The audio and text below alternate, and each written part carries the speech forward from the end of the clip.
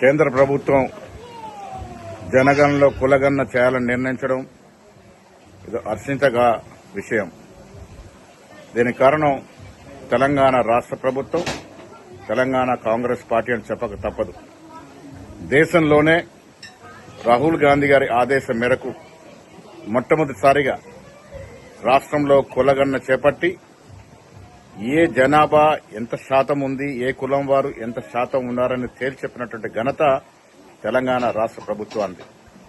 రాహుల్ గాంధీ యొక్క ఆలోచన మేరకు రాష్ట్ర ముఖ్యమంత్రి రేవంత్ రెడ్డి మంత్రివర్గ సభ్యులు నిర్ణయం తీసుకుని దేశంలోనే స్వతంత్ర భారతదేశంలో మొట్టమొదటిసారిగా తెలంగాణలో కులగణన చేయడం జరిగింది.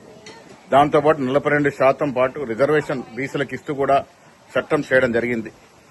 ఇవన్నీ చేసిన దరిమిలా ఇలా కేంద్ర ప్రభుత్వం వీటిని గుర్తించి రాబోయే జనగణనలో కులగణన చేయించడం అనేది హర్షించదగ్గ విషయం. ఈ విషయంలో తెలంగాణ రాష్ట్రం యావత్ దేశానికి దిక్సూచిగా ఉంది, ఒక రోల్ మోడల్ గా ఉంది.